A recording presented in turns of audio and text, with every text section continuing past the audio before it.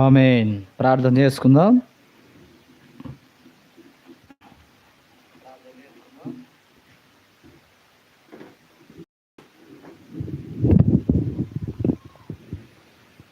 ప్రేమగల మా పరలోకపు తండ్రి, పరిశుద్ధులైన మా దేవ, జీవం గల మా ప్రభువా, నిన్న నేడు నిరంతరం ఏకరీతిగా ఉన్న మా దేవా, ఎన్నడూ మారని మార్పు చెందని దేవా, మీ ఘనమైన శ్రేష్టమైన పరిశుద్ధమైన మహోన్నతమైన నామములో మీకు వందనములు, స్తుతులు, స్తోత్రాలు చెల్లిస్తున్నాము.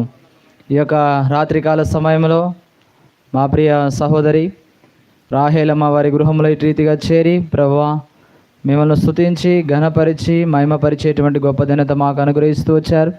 మీకు వందనములు చెల్లిస్తున్నాము. వచ్చిన ప్రజలను బట్టి స్తోత్రాలు. ఇంకా రావలసిన వారి మార్గ మధ్యంలో ఉన్న వారిని కూడా త్వరపేటి తీసుకురమని ప్రార్థిస్తున్నాము. దయగల తండ్రి, ఈ రాత్రికాల సమయంలో మీ స్వరమును మాకు వినిపింపచేయమని ప్రార్థిస్తున్నాము. పాటల ద్వారా మీరు మహిమ పొందండి. వాక్య ధ్యానం కొరకై మీరు సహాయం చేయమని ప్రార్థన చేస్తున్నాము. దయగల తండ్రి, నా యొద్దకు వచ్చువని నేను ఏమాత్రము త్రోసివేనని మీరు సెలవిచ్చిన దేవా నాయన, మరి మీ చెంతకు మేము వచ్చి ఉంటుండగా దేవా తండ్రి మీరే మాతో మాట్లాడమని ప్రార్థిస్తున్నాం. పాటల ద్వారా మహిమ పొందండి. వాక్య ధ్యానం కొరకై సహాయం చేయండి. వచ్చిన ప్రజలతో మాట్లాడండి. చుట్టుపక్కల ప్రాంతంలో ఉన్నటువంటి వారు, అలాగే రక్షణ లేని వారు, దేవా రక్షింపబడినటువంటి మా జీవితాల్లో కూడా మీరే ప్రభా మీ స్వరమును వినిపింపచేయమని ప్రార్థిస్తున్నాం. వందనములతో స్తోత్రములు చెల్లించుకుంటూ యేసు ప్రభు నామములో ఇంకా రావలసిన వారి మార్గ మధ్యలో ఉన్న వారిని కూడా త్వరపెట్టి తీసుకురమని యేసు ప్రభు నామంలో ప్రార్థిస్తున్నాము తండ్రి. ఆమెన్.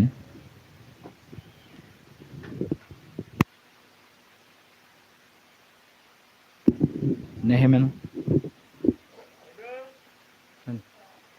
మీరే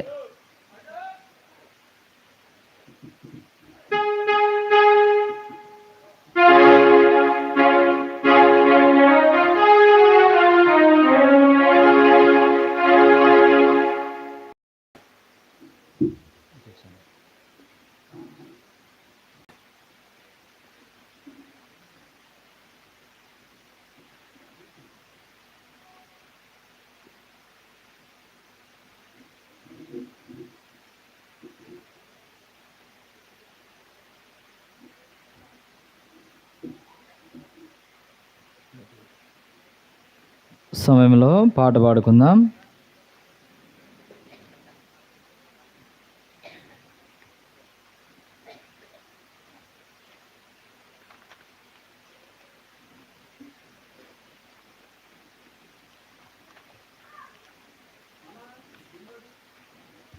సమయంలో సియోని గీతాల్లో నుంచి ఒక పాట పాడుకుందాం. పాట సంఖ్య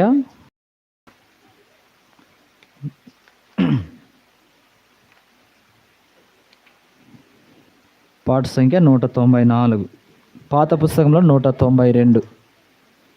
194 పాత పుస్తకంలో 192. నా ప్రియుడా పాప విమోచకుడా. పాట సంఖ్య 194 పాత పుస్తకంలో 192. నా ప్రియుడా పాప విమోచకుడా.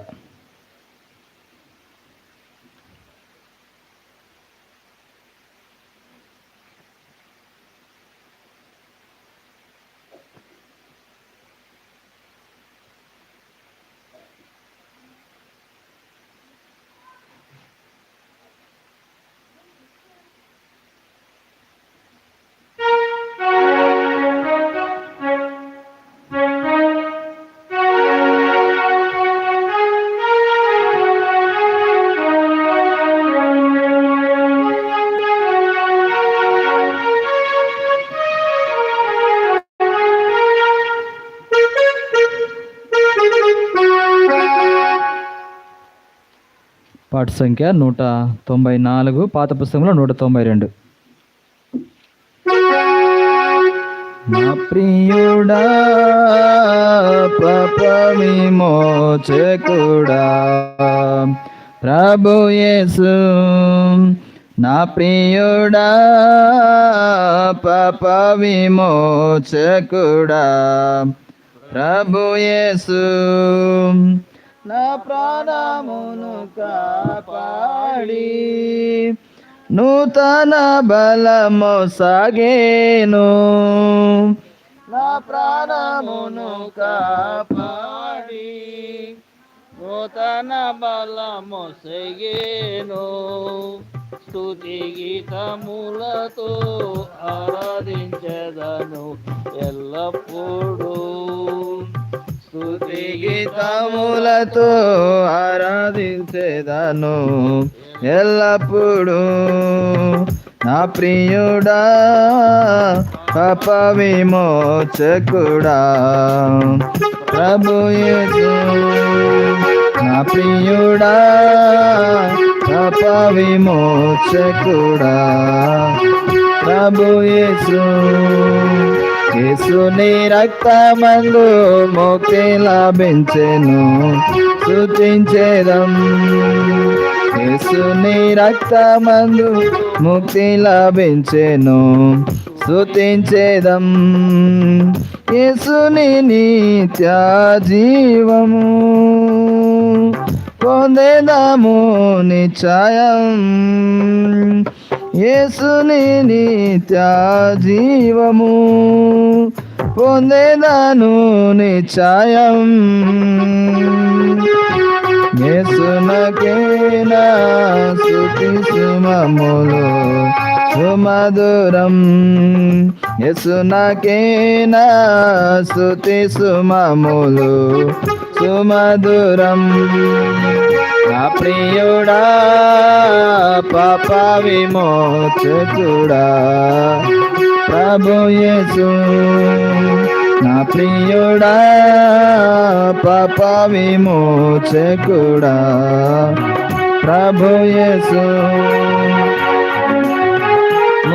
మునేరిగి నన్ను ప్రేమించన్ తల్లి గర్భమునేరిగి నన్ను ప్రేమించన్ తల్లిని మించిన ప్రేమ రూపిన మరువని ప్రేమ తల్లిని మించిన ప్రేమ రూపిన మరువని ప్రేమ తల్లి మరచిన మరువడేసు నిరతము తల్లి మరచిన మరువడేసు నిరతము నా ప్రియుడా పాప విమోచకుడా ప్రభు యేసు నా ప్రియుడా పాప విమోచకుడా ప్రభు యేసు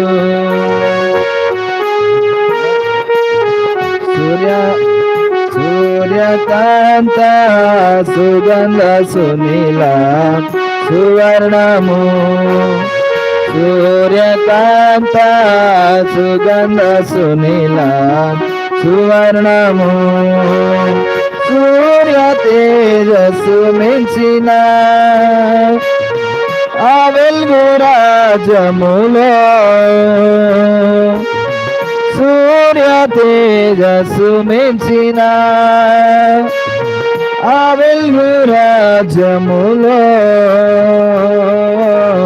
సూర్యుని వాలే తేజరిల్లెదను నా యేసుతో సూర్యుని వాలే తేజరిల్లెదను నా యేసుతో నా ప్రియుడా పాప విమోచకుడా ప్రభు యేసు నా ప్రియుడా పాప విమోచకుడా ప్రభు యేసు దూర శబ్దముతో నివరుదించు దూతలకై దూర శబ్దముతో నివరుదించు దూతలతో నాకై గాయపడిన బంగారు నీ మోమున్ నాకై గాయ పడినా బంగారు నీ మోమున్ రక్షణతో నిరీక్షించేదన్ వీక్షింప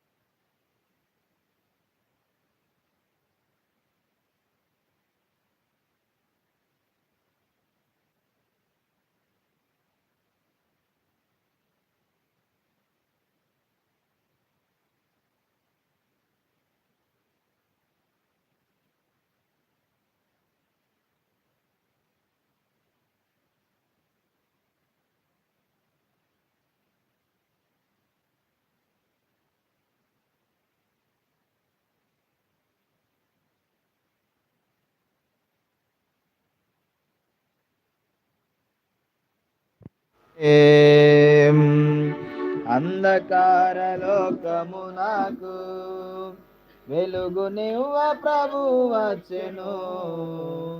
స్తుతి మహిమా ప్రభునకే.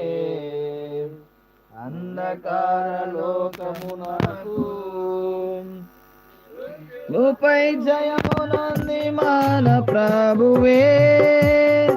ప్రార్థించుచుండే తండ్రి కుడి ప్రక్కను.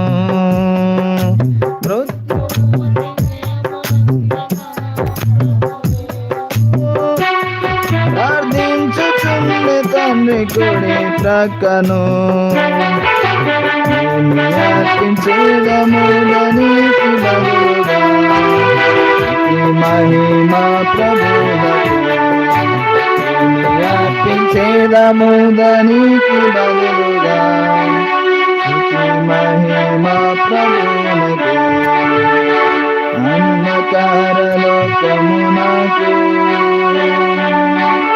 దివ్య జ్యోతి రక్షక నీవే ప్రతిఫలం. నీవే ప్రేమ సత్యానంద ధైర్యము. దివ్య జ్యోతి రక్షక నీవే ప్రతిఫలం. నీవే ప్రేమ సత్యానంద ధైర్యము. సర్వమందు నమ్మదగిన వాడవు నీవే. స్తుతి మహిమా ప్రభునకే. సర్వమందు నమ్మదగిన వాడవు నీవే. స్తుతి మహిమా ప్రభునకే. అంధకార లోకమునకు వెలుగునివ్వ ప్రభు వచ్చెను. స్తుతి మహిమా ప్రభునకే. అంధకార లోకమునకు.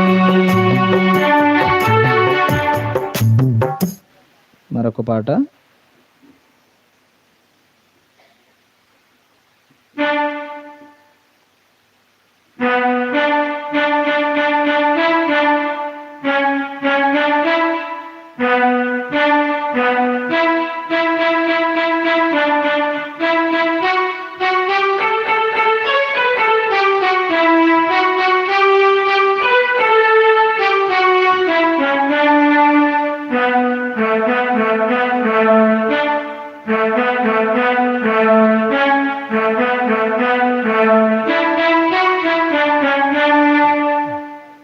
నేను యేసుని వెలుగులో నడిచేదను.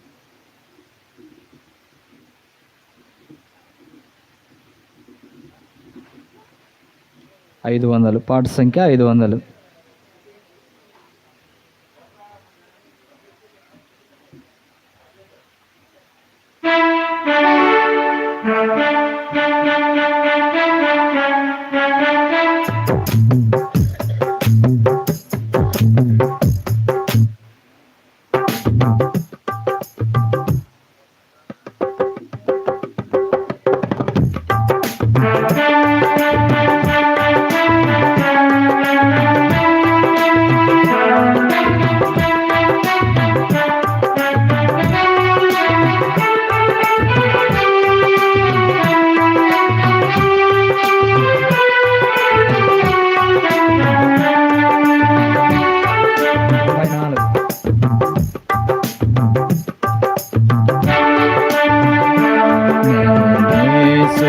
వెలుగులో నడచెదను.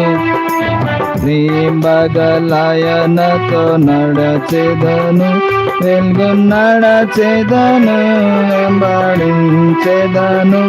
యేసువే నా రక్షకుడు. నడచెదను ప్రభు యేసునితో. నడచెదను ప్రభు హాసముతో. జయగంతును యేసుడే వెంబడించును. యేసుని వెలుగులో నడచెదను. నమ్మగు చీకటిలో భయపడను, ఆత్మతో పడుచు సాగిపోవుదును. యేసుడే నా ప్రియుండు, ప్రభు యేసునితో ప్రభు హస్తముతో జయంగంతును, యేసునే వెంబడింతును. యేసుని వెలుగులో నడచెదను, ఓ ప్రభుని మోను వెన్నుచుందును. సర్వమీచెదను, శతనుండెదను. యేసుడే ప్రేమామయుడు, నడచెదను ప్రభు యేసునితో, నడచెదను ప్రభు హస్తముతో. జయనంతును, యేసునే వెంబడింతును. యేసుని వెలుగులో నడచెదను, పొందెదను. సుఖ దుఃఖమైన మరణమైన యేసుడే నాయండ నుండును. నడచెదను ప్రభు యేసునితో, నడచెదను ప్రభు హస్తముతో. జయనంతును, యేసునే వెంబడింతును. యేసుని వెలుగులో నడచెదను, దృష్టిని ప్రభుపై ఉంచెదను. శిల్వ ధ్వజముని బట్టి వెళ్ళెదను. యేసుడే నా చింత నుండును. నడచెదను ప్రభు యేసునితో, నడచెదను ప్రభు హస్తముతో. జయనంతును, యేసునే వెంబడింతును.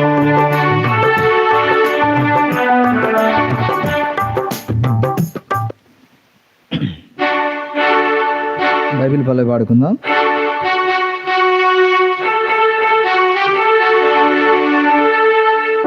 బైబిల్ ఎత్తి బైబిల్ పల్లె పాడుకుందాం.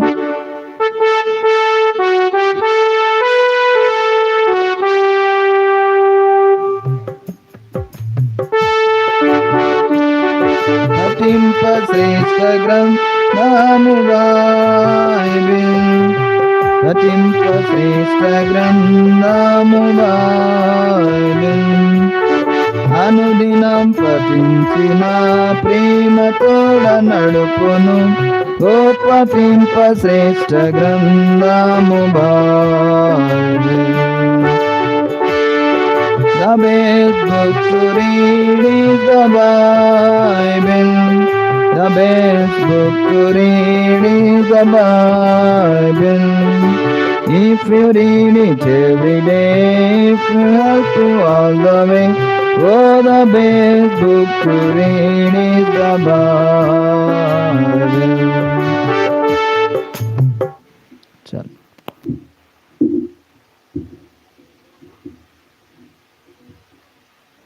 సమయంలో పరిశుద్ధమైన లేఖన భాగాల్లో నుంచి కొన్ని మాటలు మనము ధ్యానం చేసుకుందాం.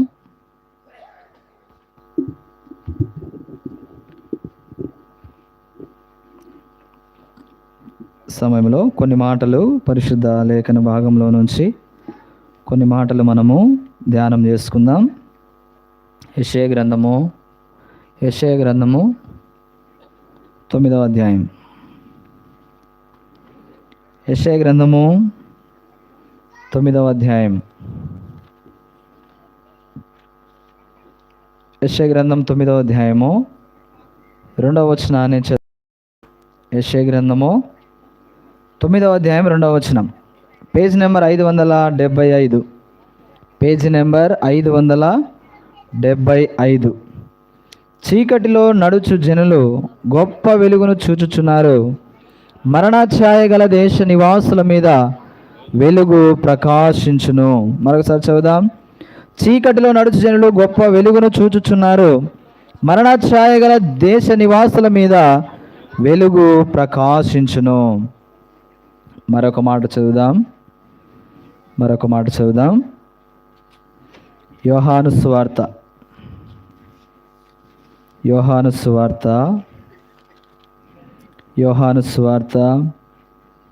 8వ అధ్యాయము 12వ వచనం.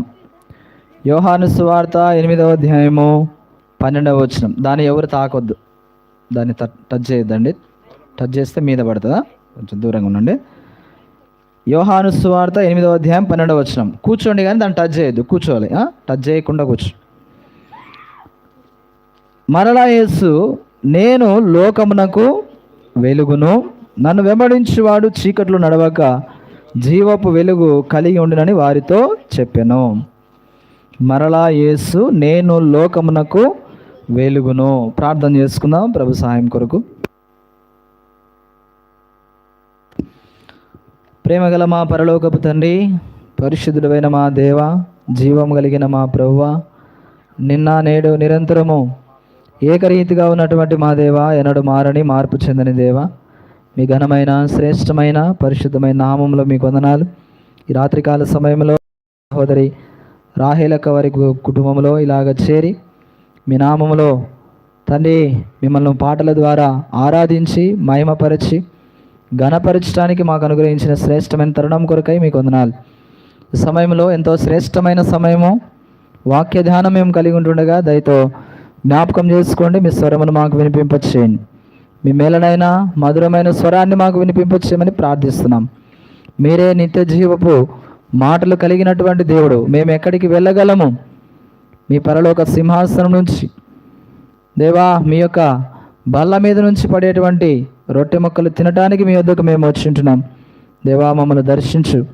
ఈ రాత్రికాల సమయంలో ఎంతో అక్కరతో నాయన మేము మీ సన్నిధికి వచ్చినాం. ఎంతో దీనులముగా మీ సన్నిధిలో మేము ప్రార్థిస్తున్నాము. దయగల తండ్రి, కృపగల దేవా, జీవాహారమైన దేవా, మాతో మాట్లాడండి. దయగల తండ్రి, కృపగలిగిన దేవా, మనుషుడు రొట్టె వలన మాత్రము కాదు, దేవుని నోట నుండి వచ్చే ప్రతి మాట వలనను జీవించునని సెలవిస్తూ వచ్చారు.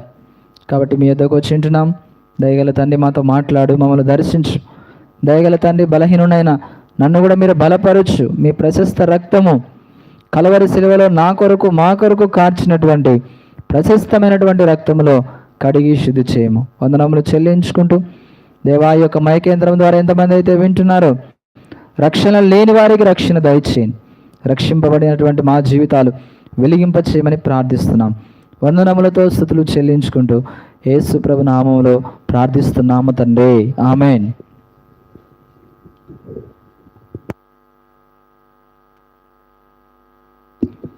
సమయంలో మనము చదువుకున్నటువంటి 2 భాగాలు మనము చదువుతూ వచ్చాము. మొదటి భాగము యెషయా గ్రంథము 9వ అధ్యాయంలో మనము 2వ వచనంలో మనము చదువుతూ వచ్చాం.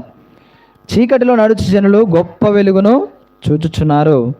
మరణఛాయ గల దేశ నివాసుల మీద వెలుగు ప్రకాశించును.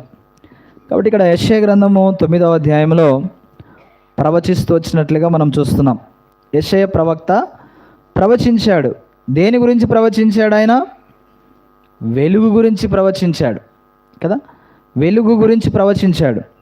ఆ సందర్భంలో ఎలా ఉంది పరిస్థితి అంటే, చీకటిలో నడుచు జనులు గొప్ప వెలుగును చూచుచున్నారు. మరణఛాయ గల దేశ నివాసుల మీద వెలుగు ప్రకాశించును. మరి యోహాను సువార్త 8వ అధ్యాయం 12వ వచనం మనం చదువుతూ వచ్చాము. యేసు ప్రభువు ఏం చెప్పినాడు? నేను లోకమునకు వెలుగును అన్నాడు. కాబట్టి ఇప్పుడు యెషయా ప్రవక్త ఎవరి గురించి ప్రవచిస్తూ వచ్చాడు? ఈ ప్రవచనం అంటే యేసు ప్రభు గురించి ప్రవచిస్తూ వచ్చాడు. యేసు ప్రభు గురించి ప్రవచిస్తూ వచ్చాడు. కాబట్టి ఈ ప్రవచనము మరి నెరవేర్చబడుతూ వచ్చినట్లుగా యేసు ప్రభువులో ఈ ప్రవచనం ఏమైందమ్మా? నెరవేర్చబడుతూ వచ్చింది. ఎందుకంటే యేసు ప్రభు అన్నాడు, నేను లోకమునకు వెలుగును అన్నాడు. లోకానికి యేసుప్రభు ఎందుకు వచ్చాడంట? వెలుగు ఇచ్చుట కొరకు వచ్చి ఉన్నాడు. అందుకే యోహాను సువార్త 12వ అధ్యాయము 40 చూడండి. యోహాను సువార్త 12వ అధ్యాయము 46వ వచనం. యోహాను సువార్త 12వ అధ్యాయము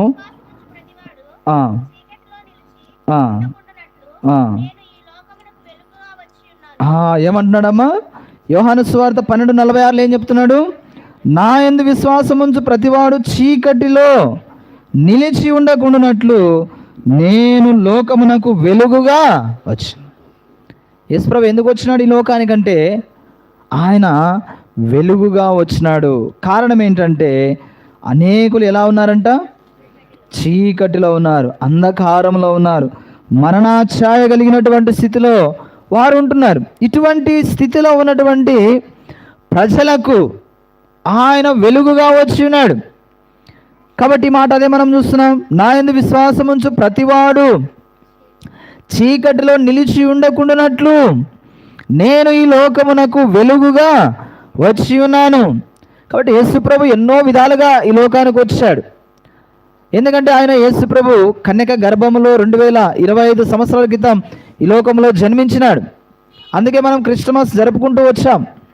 యేసుప్రభు ఈ లోకానికి వచ్చాడు అన్న సాదృశ్యంగా ఈ లోకంలో యేసుప్రభు జన్మించాడు. ఈ లోకంలో ఆయన మరి ఈ లోకానికి ఒక శిశువుగా మానవాకారంలో ఈ లోకానికి వచ్చినాడు అనేటువంటి దానికి సాదృశ్యంగా క్రిస్మస్ జరుపుకుంటూ వచ్చాం. అయితే ఆయన రావడానికి గల ప్రాముఖ్యమైన ఉద్దేశం ఏంటి అంటే, జనులందరూ ఎక్కడ ఉన్నారంట? చీకటిలో నిలిచి ఉన్నారు, అంధకారంలో ఉన్నారు. కాబట్టి అంధకారంలో ఉన్నటువంటి మనుష్యుడు ఎటు పోతున్నాడో తెలియదు. ఇప్పుడే మనం ఎరుగుదాం కదా, ఒక 5 నిమిషాల ముందు ఏమైంది? మనకు చీకటి అయింది, పవర్ పోయింది. ఏమైంది? ఎత్తుక్కున్నాం కదా, ఎవరెక్కడున్నారా ఏంటి? ఆ లైట్ వెలుగు వచ్చేంత వరకు మనకు తెలియనటువంటి పరిస్థితి.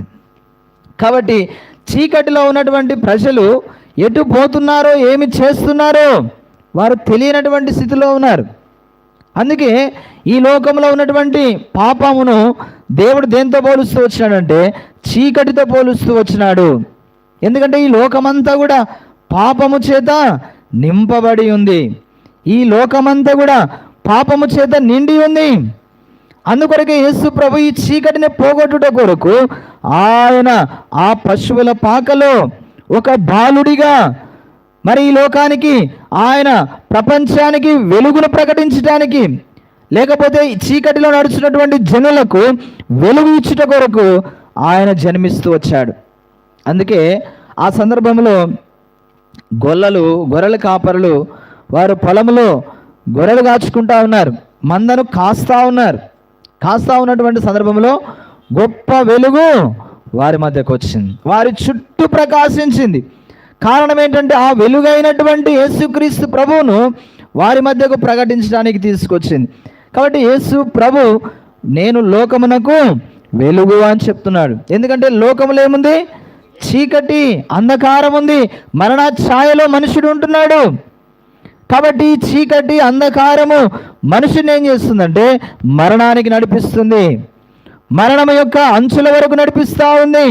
ఏలాయనగా పాపం వలన వచ్చు జీతము మరణం అని రాయబడింది. కాబట్టి చీకటిలో నడిచేటువంటి జనులు మరణ ఛాయలో ఉంటున్నారు వారు. కాబట్టి మరణానికి సాదృశ్యంగా చూపిస్తూ ఉంది. వారిలో వెలుగు లేదు, చీకటిలో సతమతమైపోతున్నారు. అందుకే వారేం చేస్తున్నారో వారు ఎరగనటువంటి స్థితిలో ఉన్నారు కదా. చీకటిలో ఉన్నటువంటి ప్రజలు ఎలా ఉన్నారంట? వారేం చేస్తున్నారో వారు ఎరగనటువంటి స్థితిలో ఉన్నాడు.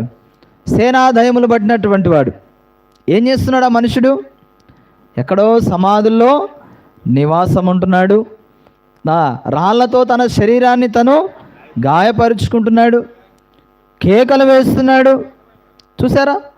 అంటే ఆ మనుష్యుని ఎవరు ఆవరించి ఉన్నారంటే ఆయన దయ్యముల చేత పీడింపబడుతూ వచ్చినాడంట. దయ్యముల చేత పీడింపబడ్డాడు. ఆయనలో నుంచి ఆ దయ్యాలు వెళ్ళిపోయినప్పుడంట 2000 పందులు చనిపోయినాయంట. ఎన్ని? ఒక్కొక్క పందిలేకి ఒక దయ్యం పోయినా ఎన్ని ఉన్నాయి ఆయన దగ్గర? 2000 దయ్యాలు ఉన్నాయంట. అమ్మో, మనిషి బ్రతకగలడా? ఒక్క దయ్యం పడితేనే విడిపించడానికి చాలా కష్టం. అలాంటిది ఇన్ని అంటే ఒక సేన, ఒక సమూహము ఆయనలో నివసిస్తుంది. అందుకే ఆయన ఎటు పోతున్నాడో తెలియదు, ఏ స్థలంలో ఉన్నాడో తెలియదు. నిజంగా ఆయన గినక ఆ దయ్యముల చేత పీడింపబడకపోతే సమాధుల్లో ఉంటాడమ్మా? మనం ఉండగలమా? ఒక్కరోజు, ఒక్క రాత్రి, 1 గంట ఉండగలమా? ఎవ్వరు ఉండలేరు. మరి ఆ మనుషుడు ఎలా ఉండగలుగుతున్నాడు?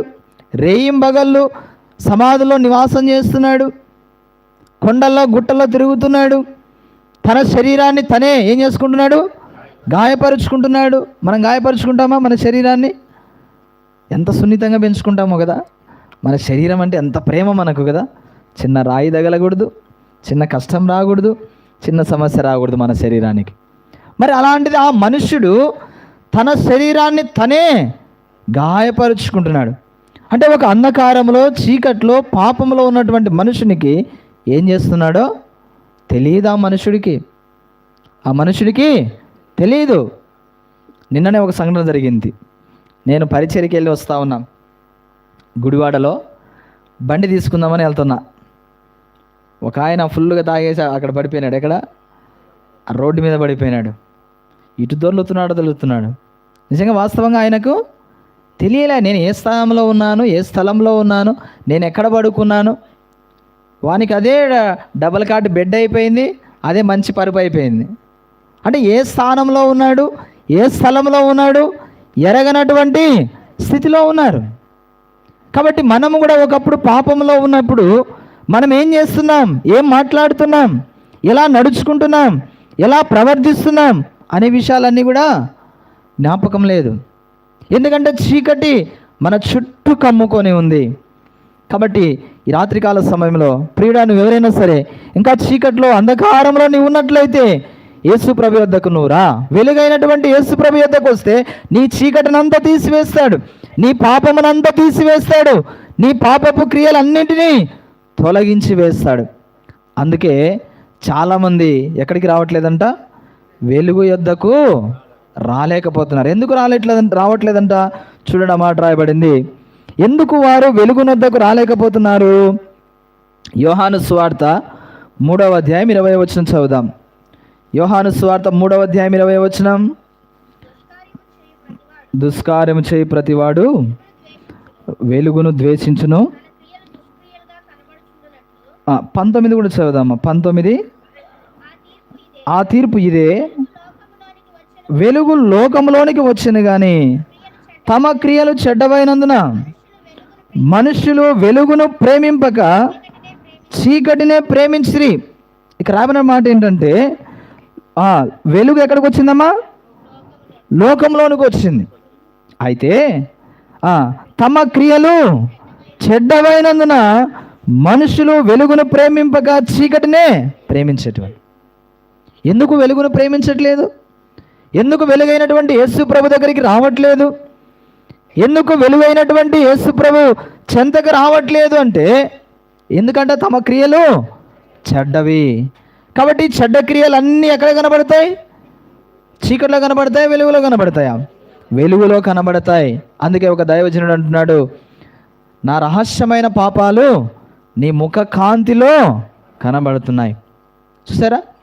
యేసు ప్రభు యొద్దకు వస్తే మన నిజస్థితి ఏంటో, మన పాపపు క్రియలు ఏంటో ప్రభు చూపిస్తాడు. అందుకే చాలామంది ఎక్కడికి రావట్లేదంట? వెలుగైనటువంటి యేసు ప్రభు యొద్దకు రావట్లే. కారణం ఏంటంటే వారి క్రియలు ఎలాంటివంట? చెడ్డ క్రియలు. ఈ వెలుగైనటువంటి యేసు ప్రభు యొద్దకు వస్తే ఆ చెడ్డ క్రియలు, పాపపు యొక్క క్రియలన్నింటినీ కూడా దేవుడు బయలుపరుస్తాడు. ఒకానొక సందర్భంలో నేను కూడా ఆ వెలుగైనటువంటి యేసు ప్రభు యొద్దకు వచ్చినప్పుడు నా పాప స్థితిని అంతా చూపించినాడు. నన్ను మంచివాడినని ప్రభు చెప్పలే నాకు. నువ్వు చాలా మంచోడివి, నీ అంత మంచోడు ఎవరు లేరు అని చెప్పలే ప్రభు. నేను అనుకునేవాడిని నాకంటే మంచోడు ఎవరు లేరు భూమి మీద, నేనే చాలా మంచోడిని అనుకునేవాడిని. ఎప్పుడైతే వెలుగైనటువంటి యేసు ప్రభు యొద్దకు వచ్చానో నా పాపపు బ్రతుకంతా, నా చీకటి బ్రతుకునంతా ఆయన చూపిస్తూ వచ్చాడు. యేసు ప్రభు యొక్క వెలుగులో నా పాపపు స్థితిని, నా పాపాలన్నీ యేసు ప్రభు యొద్ద ఒప్పుకున్నప్పుడు ఆయన నా పాపాలన్నీ క్షమించి వేసినాడు. ఈ రాత్రికాల సమయంలో ప్రియులను ఎవరైనా సరే, ఈ రాత్రికాల సమయంలో నీ క్రియలు చెడ్డవి అని నువ్వు ఎరిగినట్లయితే, నేను పాపిని అని నువ్వు ఎరిగినట్లయితే, వెలుగైనటువంటి యేసు ప్రభు యొద్దకు వస్తే ఆయన నీ జీవితాన్ని మారుస్తాడు. నీ జీవితాన్ని మారుస్తాడు. ఈ లోకంలో జీవితాన్ని మార్చేటువంటి దేవుడు ఎవరైనా ఉన్నారు అంటే అది యేసు ప్రభు మాత్రమే. సుంకరి చెప్తున్నాడు, పాపినైన నన్ను కరుణించమన్నాడు.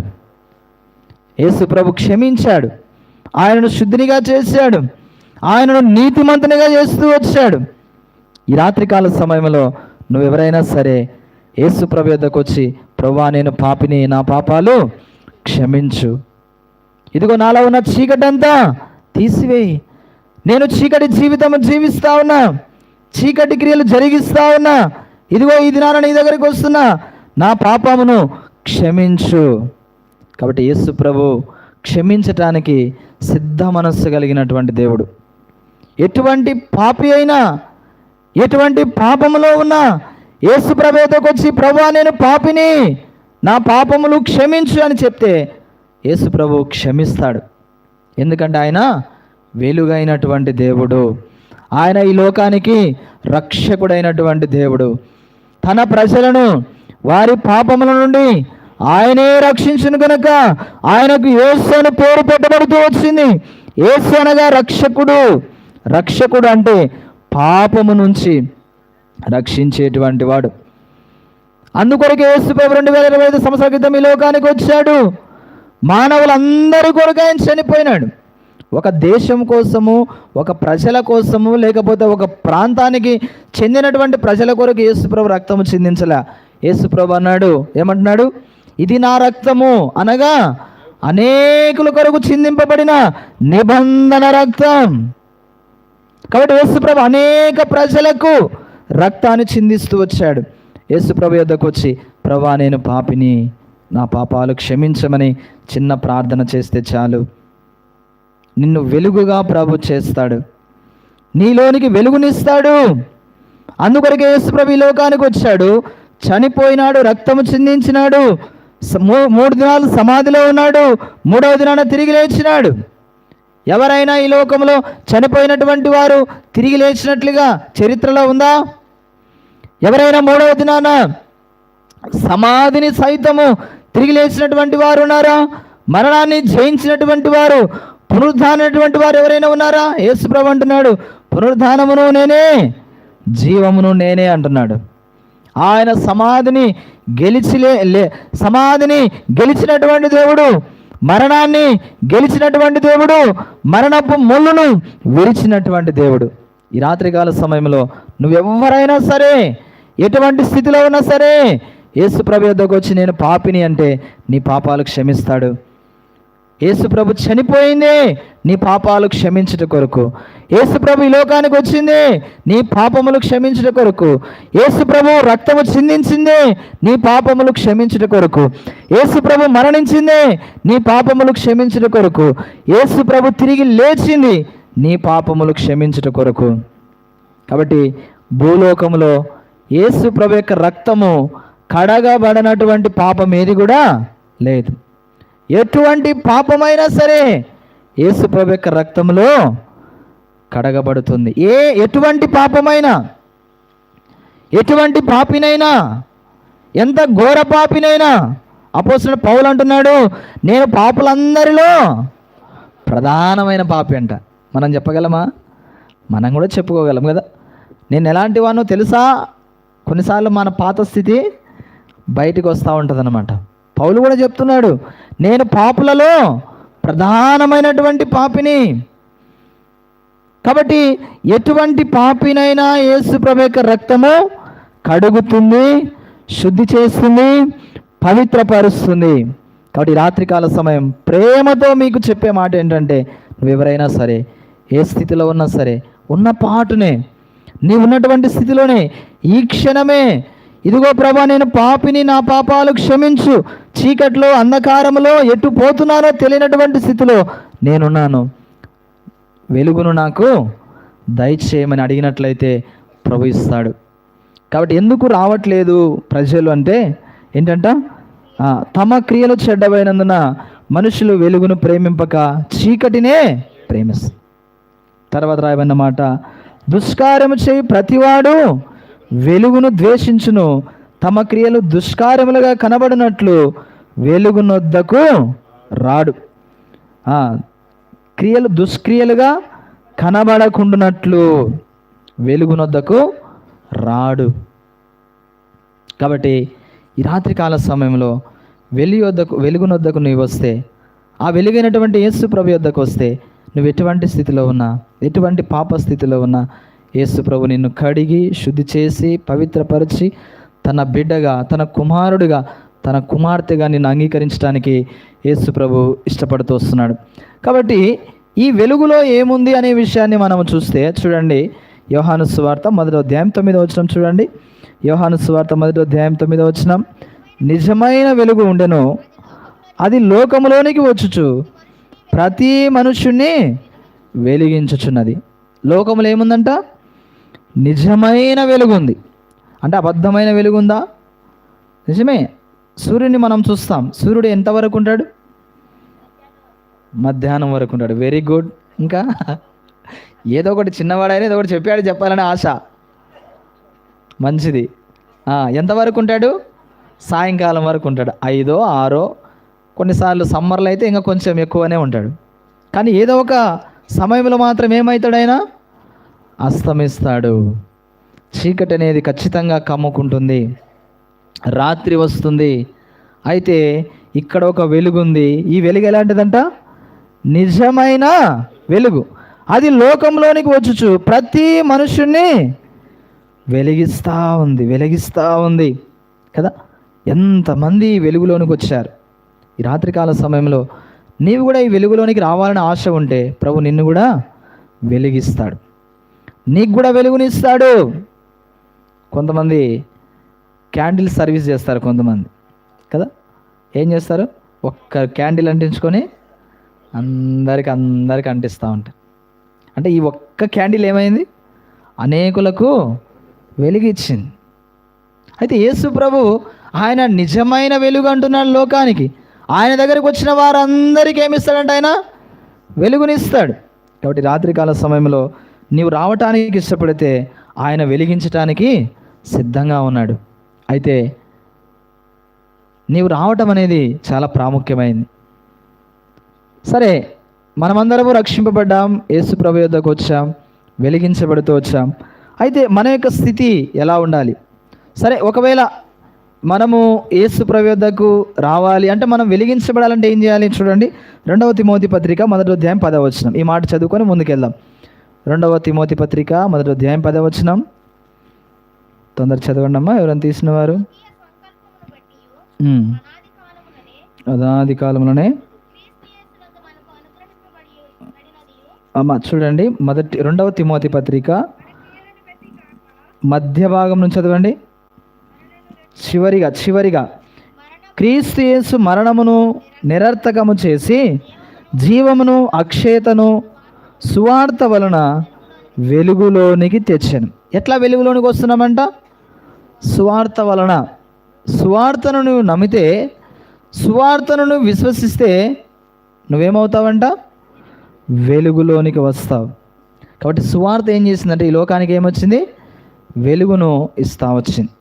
కాబట్టి ఎవరైతే సువార్తను నమ్ముతారో, సువార్త అనగా, సువార్త అంటే యేసు ప్రభు లేఖనముల ప్రకారము చనిపోయి సమాధి చేయబడి లేఖనముల ప్రకారము 3వ దినాన తిరిగి లేచుటయే సువార్త. దీని ఎవరైతే విశ్వాసం వస్తున్నారో వారు వెలుగులోనికి వచ్చేవారిగా ఉంటున్నారు. వెలుగులోనికి వచ్చినటువంటి మనము అనగా రక్షింపబడినటువంటి మన జీవితాలు ఎలా ఉన్నాయి? కొన్ని నిమిషాలు మనము ధ్యానం చేసుకొని ముగిస్తాం. యోహాను సువార్త 8వ అధ్యాయం 12వ వచనం. 8, 12 చదవండమ్మా. యోహాను సువార్త. నేను లోకమునకు వెలుగును, నన్ను వెంబడించువాడు చీకటిలో నడవక జీవపు వెలుగు కలిగి ఉండునని వారితో చెప్పాను. కాబట్టి యేసు ప్రభువును వెంబడిస్తున్నటువంటి మనము ఎలా ఉండాలంట? చీకటిలో నడవకూడదు. ఒక్కసారి వెలిగింపబడిన తర్వాత మన మనోనేత్రాలు ఏం చేయబడ్డాయి? వెలిగించబడ్డాయి. కాబట్టి ఒక్కసారి వెలిగించబడిన తర్వాత మరలా మనం ఎక్కడికి వెళ్ళకూడదు? చీకటిలోనికి వెళ్ళకూడదు. అదే మనం ఇక్కడ రాయబడుతూ వచ్చింది. ఏమంటున్నాడు? నన్ను వెంబడించువాడు చీకటిలో నడువక. ఎవరైతే వెలుగును వెంబడిస్తున్నారో అలాంటి వారు మరలా ఎక్కడికి వెళ్ళకూడదు? చీకటిలోనికి వెళ్ళకూడదు. చీకటిని ప్రేమించకూడదు. పాపపు యొక్క క్రియలను ప్రేమించకూడదు. మనం ఎరుగుదము ఇస్కరియోతు యూదా అది రాత్రికాల సమయంలో యేసు ప్రభు యొక్క బల్ల అంటే ప్రభు బల్ల ఇస్తూ ఉన్నాడు. అప్పుడు ఆయన చక్కగా ఆ బల్లలో పాలు పొందినాడు. ప్రభు చెప్పాడు, ఎవరైతే నాతో పాటు పాత్రలో ముంచుతున్నాడో ఆ మనుష్యుడు ఈ దినాన నన్ను అప్పగించబోతున్నాడు. అటువంటి వానికి శ్రమ అని కూడా ప్రభు చెప్పినాడు. కానీ ఏం చేసినాడు ఆయన? ఆ ముక్క పుచ్చుకొని ఎక్కడ పోయినాడంట? చీకట్లోనికి వెళ్ళిపోయినాడు. అది రాత్రికాలం అంట. రాత్రికాలం ఏమవసరం ఉంది నీకు? బయటికి వెళ్ళాల్సిన అవసరం. యేసు ప్రభుతో పాటు శిష్యులందరూ ఇంటిలో ఉంటే, వెలుగులో ఉంటే, ఇస్కరియోతు యూదా ఎక్కడ పోయినాడు? చీకటిలోనికి రాత్రికాల సమయంలో బయటికి వెళ్ళిపోయినాడు. చీకటిలోనికి కలిసిపోయినాడు. అందుకే తన జీవితంలో గొప్ప నష్టాన్ని ఆయన పొందుకున్నాడు. యేసు ప్రభును అప్పగించటం మాత్రమే కాదు, తర్వాత ఏమైపోయినాడు? ఆయన ఉరి పెట్టుకొని చనిపోయినాడు. ఎంత విచారకరమో చూడండి. చూసారా? అందుకే చీకటిలో నన్ను వెంబడించేవాడు ఎక్కడ ఉండాలంట? చీకటిలో నడవద్దు. చీకటి వద్దు. ఎందుకంటే ఒకప్పుడు మనము చీకటిలో ఉన్నాం.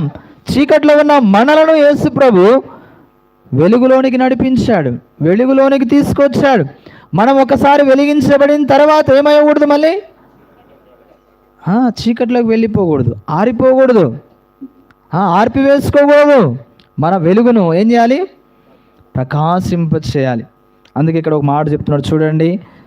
మొదటి యోహాను పత్రిక 2వ అధ్యాయం 8వ వచనం. మొదటి యోహాను పత్రిక 2వ అధ్యాయం 8వ వచనము చదవండి త్వరగా, సమయం అయిపోతుంది.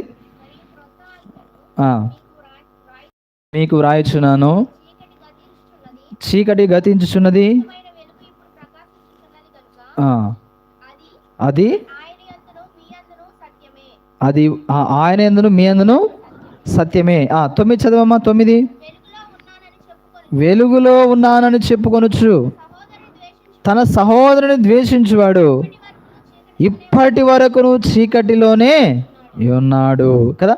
వెలుగులో ఉన్నానని చెప్పుకొనొచ్చు తన సహోదరుని ద్వేషించువాడు. చీకటి అంటే ఏంటంట? పాపం. అంటే సహోదరుని ద్వేషించడం కూడా ఏంటంట? పాపం అంట. పైకి ద్వేషించకపోవచ్చు, హృదయంలో ఏం చేస్తూ ఉంటాం? కొన్నిసార్లు ద్వేషిస్తామా లేదా? ఇక్కడ రాయబడిన మాట ఏంటంటే సహోదరుని ద్వేషించువాడు ఇప్పటి వరకు ఎక్కడ ఉన్నాడంట? చీకటిలోనే. మనము వెలిగింపబడి రక్షింపబడి యేసుప్రభు యొక్క వెలుగులోనికి వచ్చి సహోదరుని, అంటే మీరు అనొచ్చు సిస్టర్స్, బ్రదర్ అక్కడ సహోదరుడే అని ఉంది కదా, మేము సిస్టర్స్ ద్వేషించుకోవచ్చా, మేము అసూయ పెట్టుకోవచ్చా అనుకోకూడదు. ఇక్కడ సహోదరుడు అంటే సహోదరి అని కూడా మీరు రాసుకోవాలి. కాబట్టి అందరూ సమానమే దేవుని దృష్టిలో. సహోదరుడు ఎంత ప్రాముఖ్యమో సహోదరి కూడా అంతే ప్రాముఖ్యం. కాబట్టి ఇక్కడ సహోదరుని ద్వేషించేవాడు ఇప్పటి వరకు చీకటిలోనే ఉన్నాడు. కాబట్టి ఒకసారి మనల్ని మనం మరి పరీక్షించుకోవాలి. నేను చీకటిలో ఉన్నానా, వెలుగులో ఉన్నానా? ఒకవేళ సహోదరుణ్ణి లేదా సహోదరిని ద్వేషించినట్లయితే మనము చీకటిలో ఉన్నామన్న సంగతి మనము జ్ఞాపకం చేసుకోవాలి. అందుకే మనం ఎవరి మీద ఏముండకూడదు? ద్వేషము, అసూయ, కలహము, పగ. కరెక్ట్ మాట. దావీదు మీద సౌలు ఏం చేసినాడు? విషపు చూపు. ఏం చూపు అది? విషపు చూపు నిలిపాడంట. అదేమైందంటే తనలో ఆ ద్వేషము కాస్త ఏమైంది? పెరిగి పెద్దదైపోయింది. పెరిగి పెద్దదైపోయింది. కాబట్టి మన జీవితంలో మనము సహోదరుని ద్వేషిస్తే మనం చీకట్లో ఉన్నటువంటి వారమే. వెలుగును వెంబడిస్తున్నామని చెప్పుకుంటున్నాము కానీ ఎక్కడున్నామంట? చీకట్లో నడుస్తున్నాం. ఇంకా కింది వచనం చదవమ్మా, 10వ వచనం. తన సహోదరుని ప్రేమించేవాడు వెలుగులో ఉన్నవాడు. రెండు పక్క పక్కనే ఉన్నాయి. మనం సహోదరుని ప్రేమిస్తే అంట ఎక్కడ ఉంటామంట? వెలుగులో ఉన్నటువంటి వారం. కాబట్టి ఇక్కడే మనము అర్థం చేసుకోవచ్చు. మనం అర్థం చేసుకోవచ్చు. చీకట్లో ఉన్నామా, వెలుగులో ఉన్నామా? ఒకవేళ సహోదరుని ద్వేషిస్తే చీకట్లో ఉన్నాం. అయితే ప్రభు అంటున్నాడు, నన్ను వెంబడించేవాడు చీకటిలో నడవక జీవపు వెలుగు కలిగి ఉండాలని ప్రభు చెప్తున్నాడు. జీవపు వెలుగు కలిగి ఉండాలి. సరే, కొంతమంది వెలుగుతూ ఉంటారు కానీ ఎక్కడ ఉంటారో తెలుసా? దేవుని వాక్యం చూద్దాం. చూడండి, మత్తయి సువార్త 5వ అధ్యాయం. మత్తయి సువార్త 5వ అధ్యాయం. వీళ్ళు వెలుగుతూ ఉంటారు కానీ ఎక్కడ ఉంటారంట? చూడండి, మత్తయి సువార్త 5వ అధ్యాయము 16వ వచనం చదువుదాం. 16. మనుషులు మీ సత్క్రియలను చూసి పరలోకమందున్న మీ తండ్రిని మహిమపరుచున్నట్లు వారి ఎదుట మీ వెలుగు ప్రకాశింపనిడు. ఏం చేయాలంటమ్మా? మన వెలుగుని ఏం చేయాలంట? ఇతరులకు కనబడేటట్లుగా, ఇతరులకు ప్రకాశించేటట్లుగా చేయాలి. కొంతమంది ఉంటారు. ఎలా ఉంటారు వారు? రహస్యమైన క్రైస్తవులు. వెలిగించబడి ఉంటారు కానీ ఎవరికి ఏమివ్వరు వారు? ఎవరికి వెలిగివ్వరు. వారి ద్వారా ఎవరికి ప్రయోజనం లేదు. వారి ద్వారా ఎవరికి ప్రయోజనం లే. ఎందుకు? వెలిగించబడ్డారు. ఇక్కడ మాట ఏమని చెప్తున్నాడు? మనుషులు మీ సత్క్రియలను చూచి పరలోకమందున మీ తండ్రిని మహిమపరుచున్నట్లు వారి ఎదుట మీ వెలుగు ప్రకాశింపనీయుడి. అయితే ఎందుకు వీళ్ళ వెలుగు ప్రకాశించట్లేదు? చూడండి, అక్కడే రాయబడింది. 15వ వచనం చదవండి అమ్మా. మనుషులు దీపం వెలిగించి కొంచెము క్రింద పెట్టరు కానీ అది ఇంట నుండ వారందరికీ వెలిగించుటకై దీపస్తంభం మీదనే పెట్టు. ఎందుకు మనము మన వెలుగు అనేకులు చూడలేకపోతున్నారంటే దీపాన్ని ఏం చేస్తున్నామంట? కొంచెము క్రింద పెడుతున్నామంట. కొంచెం అంటే ఏంటమ్మా? కొంచెం అంటే ఏదో మొత్తానికేమో ఆ వెలుగు కనబడకుండా ఏం చేస్తున్నాము? అలా కప్పేస్తున్నాం అనమాట. కప్పి పెడితే ఏమైనా ప్రయోజనం ఉందా?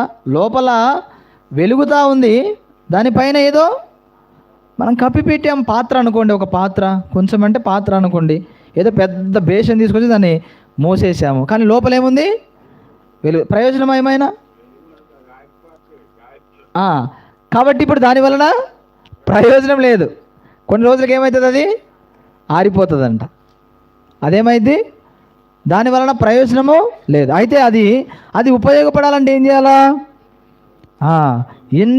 ఇంటనున్న వారందరికీ వెలిగించుటకై దీపస్తంభం మీదనే పెట్టదు. కాబట్టి మన వెలుగు ఎక్కడ ఉండాలా? దాచిపెట్టుకోకూడదు. ఎక్కడ ఉండాలి? దీపస్తంభం మీద ఉండాలి. మీలో చాలామందికి తెలియదు అనుకుంటా, కర్నూల్లో కొండారెడ్డి బుర్జ్ అని ఉందన్నమాట.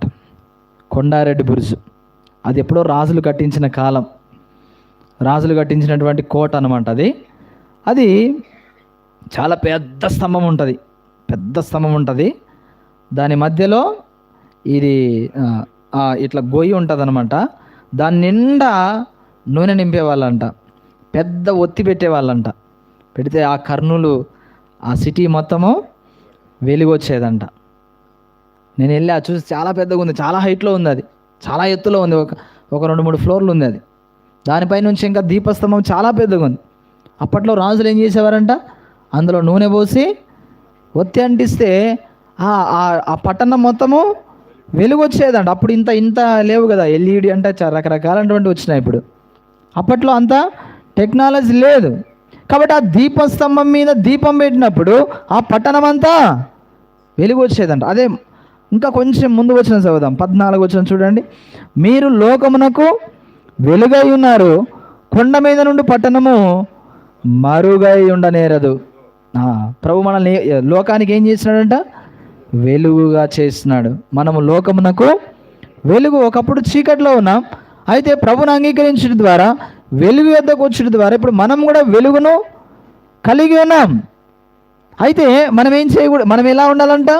కొండ మీద నుండి పట్టణము మరుగై ఉండదు కదా. కొండ మీద ఉందనుకోండి పట్టణము, అక్కడ లైట్లు వెలుగుతూ ఉంటే అందరికీ కనబడుతూ ఉంటుంది, అందరికీ కనబడుతుంటుంది. కాబట్టి మనం కూడా ఎలా ఉండాలంట? ఆ కొండ మీద కట్టబడిన పట్టణము వలె అనేకులకు వెలుగిచ్చేటువంటి వారంగా మనము ఉండాలి. 15వ వచనంలో మనుషులు దీపం వెలిగించి కొంచెం కింద పెట్టరు కానీ అది ఇంట నుండి వారందరికీ వెలుగిచ్చుటకై దీపస్తంభం మీదనే పెట్టెదరు. కాబట్టి మన వెలుగు ఎక్కడ దాచిపెట్టుకోకూడదు. ఏం చేయాలి? ఆ వెలుగును అనేకులకు పంచాలా, అనేకులను ఆ వెలుగు వద్దకి ఆకర్షించాలా. తర్వాత ఏమంటున్నాడు? మనుషులు మీ సత్క్రియలను చూచి పరలోకమందున్న మీ తండ్రిని మహిమపరుచున్నట్లు వారి ఎదుట మీ వెలుగు ప్రకాశింపనీయుడి. కాబట్టి మన వెలుగుని ఏం చేయాలంటే అనేకులకు ప్రకాశించేటట్లుగా చేయాలి. పౌలు ఒకప్పుడు సౌలుగా ఉన్న దినాల్లో ఆయన ఎక్కడున్నాడంటే చీకట్లో ఉన్నాడు, అంధకారంలో ఉన్నాడు. తను ఏం చేస్తున్నాడో తెలియదు. యేసు ప్రభువును అంగీకరించినటువంటి వారిని హింసిస్తున్నాడు, ద్వేషిస్తున్నాడు. స్త్రీ పురుషులని భేదము లేకుండా, చిన్న పెద్ద అని భేదము లేకుండా ఎంత హింసిస్తూ ఉన్నాడు. ఆ మార్గంలో ఉన్న వారందరినీ కూడా ఏం చేస్తున్నాడు? ఆయన శిక్షిస్తున్నాడు. అయితే ఒక దినాన దమస్కు మార్గంలో ఆయన వెళ్తూ ఉన్నప్పుడు ఆయనకేమొచ్చిందంట? గొప్ప వెలుగు ఆయనను ప్రకాశించినప్పుడు ఆయనకి ఏమైందంట? కళ్ళు కనపడలే, ఆయనకి చీకటి అయిపోయింది, అంధకారం అయిపోయింది. ఒక స్వరం వినబడుతుంది కానీ ఆ మనుషుడు కనపడట్లే. అప్పుడు నిజంగా ఆయన అంధకారంలోకి వెళ్ళినప్పుడు ఆయన ఎటువంటి స్థితిలో ఉన్నాడో గ్రహించినాడు. 3 దినాలు ఆయన చీకట్లో ఉంటే కానీ తన యొక్క నిజస్థితి ఏమిటో గ్రహించలేకపోయినాడు. ఎప్పుడైతే తన మనోనేత్రంలో తెరవబడుతూ వచ్చినాయో అప్పుడు ఈ వెలుగును ఏం చేసినాడు? ఆయన అనేకులకు ప్రకటిస్తూ వచ్చాడు, అనేకులకు ప్రకటించినాడు. తన వెలుగును తనలో ఉంచుకోలేదు. తను వెలిగించబడిన తర్వాత ఆ వెలుగును అలాగే దాచుకోలే, లేదా రహస్యమైన క్రైస్తవుడిగా ఉండలేదు.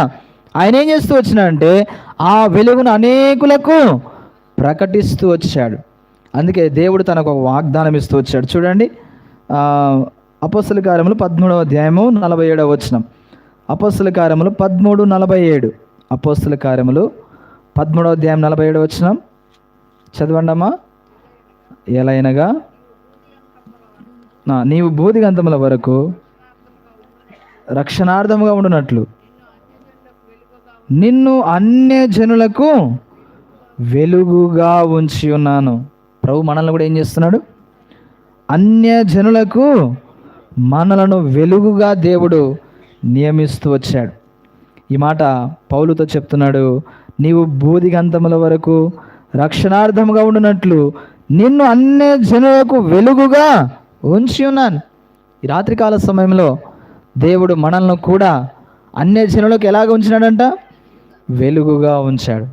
కాబట్టి ఇప్పుడు మనం ఏం చేయాలా? అనేకులను వెలుగు యొద్దకు నడిపించాలి, వారిని వెలుగు యొద్దకు తీసుకొని రావాలి. వెలుగు యొద్దకు వారిని మనం నడిపించే వారంగా ఉండాలి. పౌలు రక్షింపబడిన తర్వాత ఈ వెలుగును చూసిన తర్వాత తను ఏం చేస్తూ వచ్చాడంటే ఇంకా తను సమస్తాన్ని విడిచిపెట్టి ప్రభువును అనేకులకు ప్రకటిస్తూ వచ్చాడు. ఎన్నో సువార్త దండయాత్రలు చేశాడు, ఎన్నో పట్టణాలకు వెళ్ళాడు, అనేక పట్టణాలు, గ్రామాలు, మరి అనేక దేశాలు తిరుగుతూ ఈ వెలుగును అనేకులకు ప్రకటిస్తూ వచ్చాడు. కాబట్టి రాత్రికాల సమయంలో దేవుడు మనల్ని కూడా అన్య జనులకు ఏం చేసినాడు? మనల్ని వెలుగుగా నియమించినాడు. అనేకులకు ఈ వెలుగును మనం ప్రకటించాలి, అనేకులకు ఈ వెలుగును మనము అనేకులకు తెలియపరచాలి. అందుకే దేవుని వాక్యంలో రాయబడింది, సువార్త ప్రకటించు వారి పాదములు పర్వతముల మీద సుందరములమైనవిగా ఉంటున్నాయి. కాబట్టి మనం కూడా ఏం చేయాలా? అనేకులకు సువార్త ప్రకటించాలి, దేవుని యొక్క వెలుగు యొద్దకు వారిని నడిపించాలి. ఎందుకంటే ఎంతోమంది జీవితాలు మనము చూస్తే చీకట్లో, అంధకారంలో ఏమి చేయాలో తెలియనటువంటి స్థితిలో వారు ఉంటున్నారు. కాబట్టి రాత్రికాల సమయంలో వారిని మనం ఏం చేయాలా? ప్రభు యొద్దకు నడిపించాలి. కొన్ని సందర్భాల్లో మనం చెప్పే చిన్న మాటలైనా చాలు, మనం ఇచ్చే కరపత్రిక అయినా చాలు, లేకపోతే మనము చెప్పే మాటలైనా చాలు, లేకపోతే మనము చేసే ప్రార్థన అయినా చాలు, వారిని వెలుగు యొద్దకు నడిపించేదిగా ఉంటాను. కాబట్టి రాత్రికాల సమయంలో దేవుడు నిన్ను వెలిగించాడు. నువ్వు ఎంతమందికి వెలిగించావు? ఎంతమందిని వెలుగు యొద్దకు నడిపిస్తున్నావు? ఎంతమందిని వెలుగు ఉన్నటువంటి స్థలానికి నువ్వు తీసుకొస్తున్నావు, నడిపిస్తున్నావు? మనం ఎరుగుదము, యేసు ప్రభు జన్మించినప్పుడు ఆకాశంలో ఒక నక్షత్రము జన్మించిందంట. జ్ఞానులు పరిశోధించినారు ఆ నక్షత్రం ఎందుకు వచ్చింది. అది ఎట్లా ఉందంట? చాలా ప్రకాశవంతంగా ఉందంట. అన్ని నక్షత్రముల కంటే ఆ నక్షత్రము ఒక డిఫరెంట్గా ఉంది దాని వెలుగు. అందుకే వీళ్ళు ఏం చేశారంటే జ్ఞానులు పరిశోధించారు, ఇది ఎందుకు వచ్చింది, ఎక్కడ పుట్టింది, దీనికి గల కారణం ఏంటి అని వాళ్ళు పరిశోధించినప్పుడు అది లోకరక్షకుడైన యేసు ప్రభు ఆయన జన్మదినానికి, లేకపోతే ఆయన జన్మస్థలానికి సాదృశ్యంగా ఉన్నట్లుగా వారు గ్రహించినారు. అందుకే వారు ఏం చేస్తూ వచ్చారు? ఆ నక్షత్రాన్ని ఆధారం చేసుకొని యేసు ప్రభు యొద్దకు వచ్చినారు. అంటే ఆయన యూదుల రాజుగా పుట్టినవాడు ఎక్కడున్నాడు అని ఎక్కడికి వచ్చారు? వారు రాజు దగ్గరికి వచ్చినారు. అంటే వీళ్ళు అనుకున్నారు రాజు అంటే అంతఃపురంలో జన్మించుంటాడని చెప్పి వాళ్ళు ఏం చేశారు? రాజు యొద్దకే వచ్చారు. అయ్యా, యూదుల రాజుగా పుట్టినవాడు ఎక్కడున్నాడు? మేము ఆయనను పూజించాలి, ఆయనను ఆరాధించాలని మేము ఆయన దగ్గరికి వచ్చాం. ఒక్కసారి మాకు ఆయన యొక్క సమాచారం ఇస్తే మేము ఆయనను పూజిస్తాం అని చెప్పారు. చెప్పినప్పుడు ఆయనకే అర్థం కాల, రాజా, నాకు వ్యతిరేకంగా ఎవరు జన్మించారు? రాజు అంటే నా కుటుంబంలో జన్మించాలా? వేరే దగ్గర ఎవరో రాజు జన్మించాడు అంటే నాకు ఆపోజిట్గా ఉన్నాడేమో అని చెప్పి వారి దగ్గర ఉన్నటువంటి జ్ఞానులు, శాస్త్రులను పిలిస్తే వారు ఏం చేశారు? ఈ విషయాన్ని చెప్పారు. చెప్పినప్పుడు అప్పుడు అన్నాడు ఈయన, ఏమన్నాడు? మీరు ఆ స్థలాన్ని తెలుసుకొని నాకు కూడా చెప్పండి, నేను కూడా వచ్చి ఆయనను పూజిస్తానన్నాడు. వీళ్ళు అనుకున్నారు, అయితే హేరోజు వల్ల ఇది అయ్యే పని కాదు, కాబట్టి ఇప్పుడు మనం నమ్ముకున్న నక్షత్రాన్ని చూశారు. మరి వారు యూదా దేశానికి ఎలా వచ్చినారు? నక్షత్రాన్ని ఆధారం చేసుకొని వచ్చారు. మళ్ళీ ఇప్పుడు ఏం చేస్తున్నారు వాళ్ళు? నక్షత్రాన్ని ఆధారం చేసుకోకుండా హేరోదు దగ్గరికి వెళ్ళారు కదా. అందుకే దేవుని వాక్యంలో ఉంది, మనుషులను నమ్ముకున్నట్టు కంటే యెహోవాను ఆశ్రయించుట మేలు. రాజులను నమ్ముకున్నట్టు కంటే యెహోవాను ఆశ్రయించుట మేలు. వీరు కూడా నక్షత్రాన్ని అనుసరించి యూదా దేశానికి వచ్చారు. అయితే ఆ దేశానికి వచ్చిన తర్వాత మనుషుని దగ్గరికి వచ్చారు. అయ్యా, రాజు ఎక్కడున్నాడో నాకు తెలపండి, మేము ఆయనను పూజిస్తాము అని చెప్పి. ఈయనకే తెలియలా, ఈయనే కలవరపడ్డాడు. మరలా వాళ్ళు అంతఃపురం నుంచి బయటికి వచ్చారు. మరలా ఆ నక్షత్రాన్ని చూశారు. మళ్ళీ ఆ నక్షత్రము ఎట్లా నడిపిస్తే అలాగా వెళ్ళిపోతూ వచ్చారు. ఆ నక్షత్రం ఎక్కడైతే ఆగిందో ఆ స్థలానికి వెళ్ళారు. అత్యానంద భరితులై సంతోషముతో ప్రభుని ఆరాధిస్తూ వచ్చినట్లుగా మనము చూస్తున్నాం. చూసారా? కేవలం వారు నక్షత్రాన్ని, ఆ వెలుగును ఆధారం చేసుకొని యేసు ప్రభు దగ్గరికి వచ్చారు కదా. ఈ దినాల్లో ఎంత టెక్నాలజీ పెరిగిందో కదా, అయినా కూడా ఎంత దారి తప్పిపోతూ ఉన్నాం కదా. ఒకసారి మేము వెంకటాపురంలో సేవ చేస్తూ ఉన్నాం అన్నమాట. వెంకటాపురంలో సేవ చేస్తూ ఉంటే ఆయనకు ఖచ్చితంగా చెప్పాం పలానా రావాలని. ఆయన ఏం చేశాడంటే ఈ వెంకటాపురం కాక ఇంకొక వెంకటాపురంకి వెళ్ళాడు. పక్కన ఒక ఊరు ఉందన్నమాట వెంకటాపురం. ఆరాధనేమో 9:30కు ప్రారంభించాలి. ఆయన ఆ వెంకటాపురంలో దిగి నాకు ఫోన్ చేసినాడు, అన్నా నేను వెంకటాపురం ఉన్నాను అంటే, ఎక్కడున్నావంటే పలానా దగ్గర ఉన్నాను అన్నాడు. ఈ స్థలం మా దగ్గర లేదు కదా అంటే, నేను ఇక్కడే ఉన్నా అంటాడు. అసలు ఏ వెంకటాపురంకి వెళ్ళావు అన్న. అప్పుడు చెప్పాడు, ఇలా వచ్చానంటే నీకు అన్నీ పంపించాము, గూగుల్ మ్యాప్లో మన లొకేషన్ పెట్టాము, తర్వాత ఏ బస్ ఎక్కాలా, ఎక్కడ దిగాలా ఇన్ని చెప్పినా కూడా మళ్ళీ ఆయన ఎక్కడో రాంగ్ రూట్లోకి వెళ్ళిపోయాడు. మళ్ళీ ఆయన రావాలంటే 1:40 నిమిషాలు పడుతుంది. నేను అన్నాను, నువ్వు నిదానంగా వచ్చేయి, నేను పాటలు పాడుతూ ఉంటా, ఆరాధన వర్తమానం నేను చెప్తా, నువ్వు బల్ల వర్తమానంకు రా అని చెప్పిన. నిదానంగా వచ్చినాడు. చూసారా? ఇంత టెక్నాలజీ ఉన్నా కూడా కనుక్కోలేనటువంటి పరిస్థితి ఉంది ఈ దినాల్లో కదా. మరి కేవలము జ్ఞానులు ఆ నక్షత్రాన్ని చూసి యేసు ప్రభు ఉన్నటువంటి స్థలానికి వారు రాగలుగుతూ వచ్చారు. అంటే ఈ దీనంతటి గల కారణం ఏంటంటే ఆ నక్షత్రంలో ఉన్న వెలుగు వారిని ఎక్కడికి తీసుకొచ్చింది? యేసు ప్రభు ఉన్నటువంటి స్థలానికి నడిపించింది. మరి ఈ దినాన మనం ఎంతమందిని నడిపిస్తున్నాం? ఎంతమందిని ప్రభు యొద్దకు తీసుకొస్తున్నాం? ఎంతమంది ప్రభు ఉన్నటువంటి స్థలానికి మనం వారిని నడిపించగలుగుతున్నాం? మన వెలుగే మినుక్కు అంటుంది. ఇంకా అందరిని ఎక్కడ ఆకర్షించుకుంటాం మనం కదా? మనదే ఉంటుందా, ఆరిపోతుంది అన్నట్టుగా ఉంది పరిస్థితి. ఎట్లా అనేకులు మనం ఆకర్షించుకుంటాం? కాబట్టి ఈ రాత్రికాల సమయంలో ఒకసారి మనల్ని మనం పరీక్షించుకోవాలి. నేను మరి కొంచెం కింద పెట్టినటువంటి దీపం వలె ఉంటున్నానా, లేకపోతే దీప స్తంభం మీద పెట్టినటువంటి దీపం వలె ఉంటున్నానా? వెలిగించబడ్డావు, మంచిదే. ప్రభు నిన్ను అనేకులకు, అన్యజనులకు వెలుగుగా నియమించినాడు. అయితే మనం తెలుసుకోకుండా చాలా సందర్భాల్లో ఎట్లుంటున్నామంటే కొంచెం కింద పెట్టినటువంటి దీపంలాగే ఉండిపోతున్నాం. నేను రక్షింపబడ్డాను చాలు, నేను బాగున్నాను చాలు, నేను మందిరానికి వెళ్తున్నాను చాలు, నేను బైబిల్ చదువుతున్నా, పాటలు పాడుతున్నా, ఆరాధన చేస్తున్నా, ప్రభు బలలో పాలు పొందుతున్నా చాలు, అంతవరకే అనుకుంటున్నాము. కానీ మరి దీపస్తంభం మీద పెట్టినటువంటి దీపం వలె ఇంటిలో ఉన్న వారందరికీ మనము వెలిగివ్వలేకపోతున్నాం. మన వెలుగుని ఇతరులకు ప్రకటించలేకపోతున్నాం, మన వెలుగుని ఇతరులకు పంచలేకపోతున్నాం. కాబట్టి ప్రియుడా, ఈ యొక్క 2025వ సంవత్సరం చివరి దినాల్లోకి మనము వచ్చాం. నూతన సంవత్సరంలో మనము ప్రవేశించబోతున్నాం. ఈ రాత్రికాలము మనం తీసుకోవాల్సినటువంటి తీర్మానం ఏంటంటే, ప్రభువా, ఈ సంవత్సరమైనా నేను అనేకులకు వెలుగుగా ఉండాలి, అన్యజనులకు వెలుగుగా ఉండాలి, నా ద్వారా అనేకులు ఆకర్షింపబడాలి, నా ద్వారా అనేకులు ఆ నక్షత్రము వలె జ్ఞానులకు దారి చూపే విధంగా నేను ఉండాలి. ఈ 2026వ సంవత్సరంలో అయిపోతుంది, సంవత్సరాలు గడుస్తూ ఉన్నాయి. మన జీవితము మన యొక్క సంవత్సరాలు గడిచిపోతున్నాయి.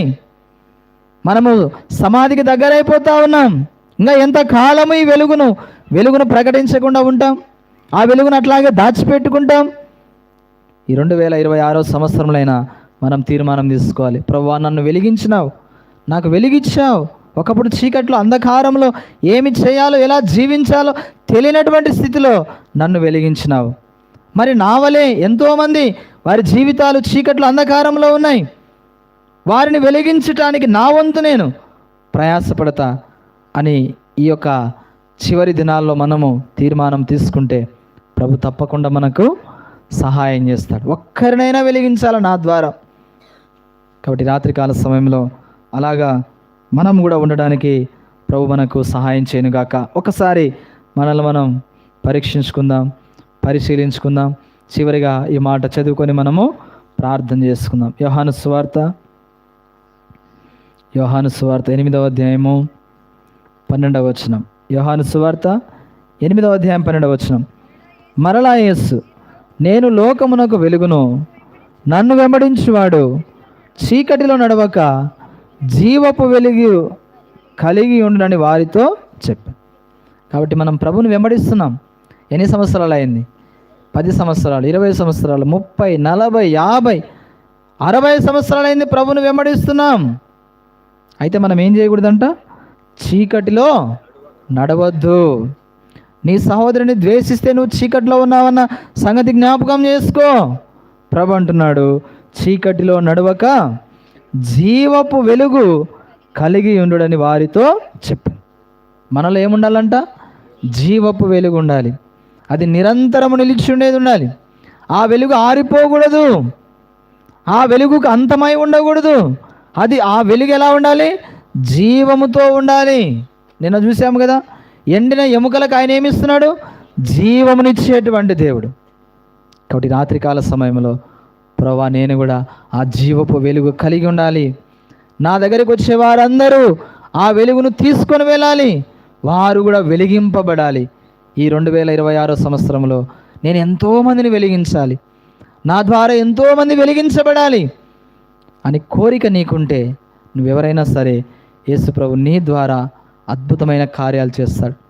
అద్భుతమైనటువంటి క్రియలు ప్రభు నీ ద్వారా చేస్తాడు.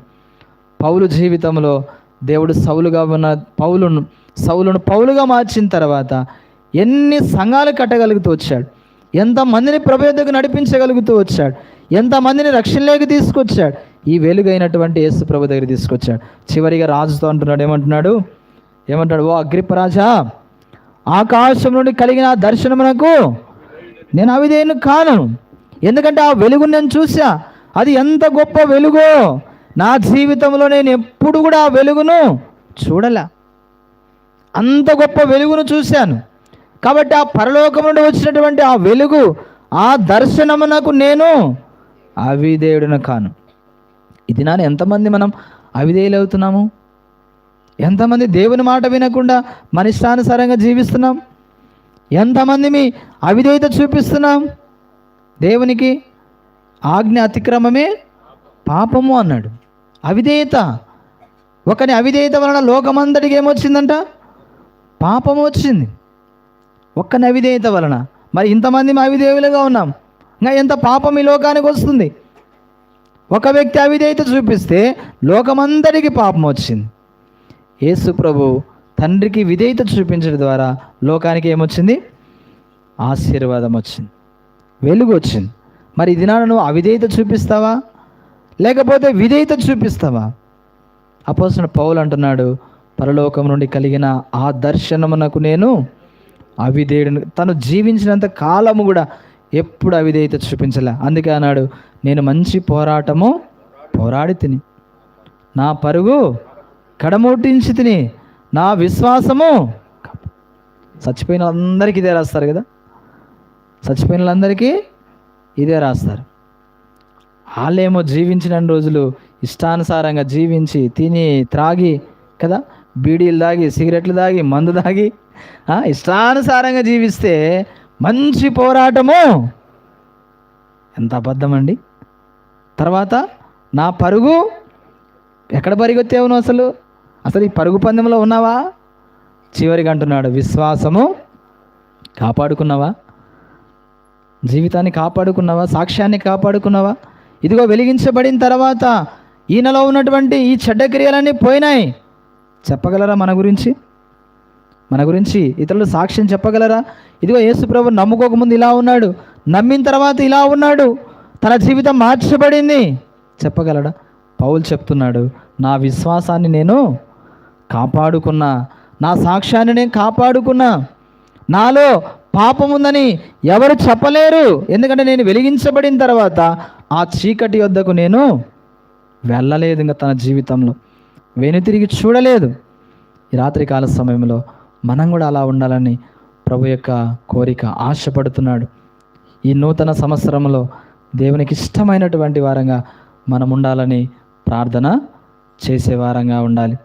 ఇదిగో రీసెంట్గా ఈ రాహెలక్క కూడా వెలిగించబడింది, చక్కగా వెలిగించబడింది. ఇక్కడే వెలిగించబడింది.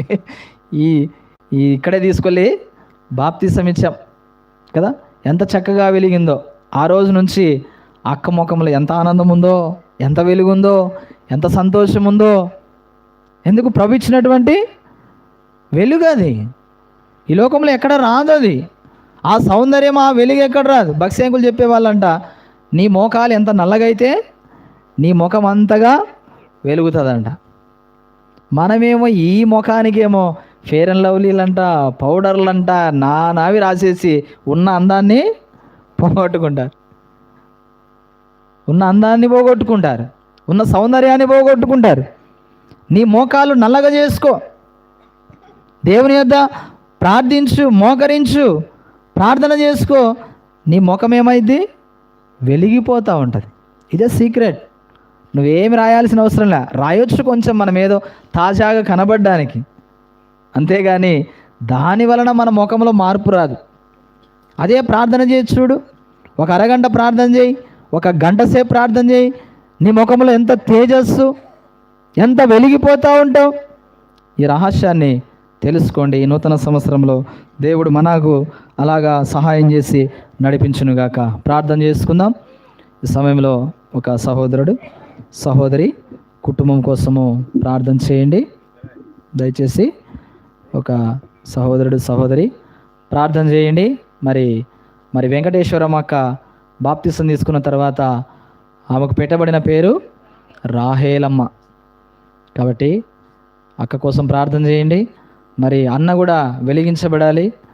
మరి తనకున్నటువంటి బలహీనతల్లో దేవుడు సహాయం చేసేటట్లుగా ప్రార్థన చేద్దాం.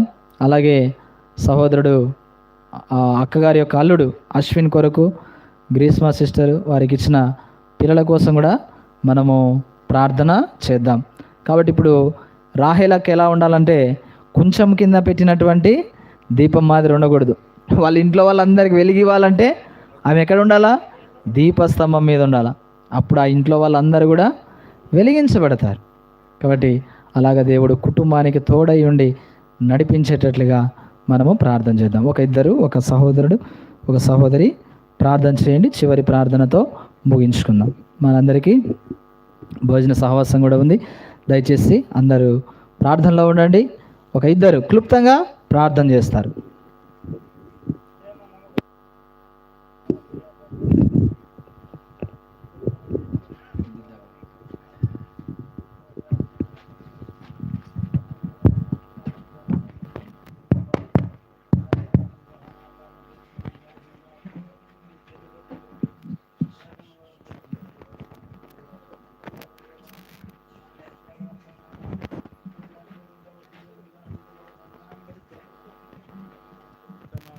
చేకూరులో నుండి నాయన గొప్ప ప్రభావ ద్వారా చేయవలసిన విధానం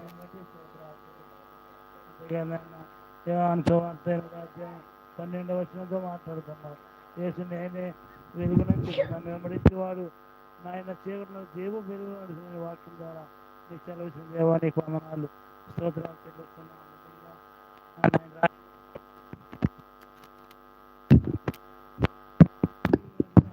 సహాయం చేయమని ప్రార్థిస్తున్నాను. దేవా ఆయన మీకు వందనాలు చెల్లిస్తున్నాను. నాయన దీపం వెలిగించి కొంచెం కింద పెట్టరు కానీ దీపస్తంభం మీద పెట్టేవారముగా మమ్మల్ని మీరు వెలిగించమని ప్రార్థిస్తున్నాం. సహాయం చేయండి. ఇంటి వారికి ప్రభా ప్రతి ఒక్కరిని వెలిగించి నేను నీ సన్నిధి నడిపించమని ప్రార్థిస్తున్నాం.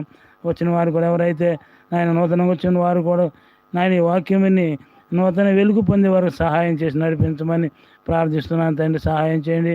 మా సహవాసానికి దీవించి ఆశీర్వదించమని నీకు వందనాలు స్తోత్రాలు చెల్లించుకుంటూ యేసుక్రీస్తు నామములో ప్రార్థించి అడిగి వేడుకొనుచున్నాం తండ్రి. ఆమేన్.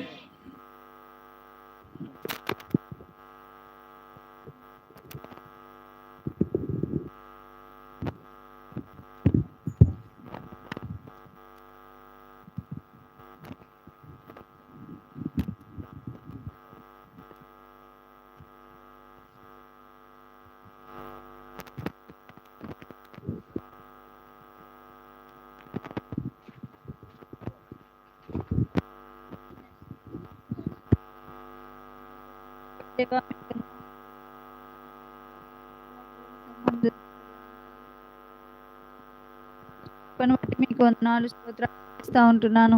దయగల తండ్రి, ఈ రీతిగా రాజు లాంటి వారి గృహంలో ప్రభా మరి నా తండ్రి ఈ యొక్క కూడికను కలిగి ఉండటానికి మీరు చూపించిన కృపను బట్టి మీకు వందనాలు స్తోత్రాలు చెల్లిస్తూ ఉంటున్నాను.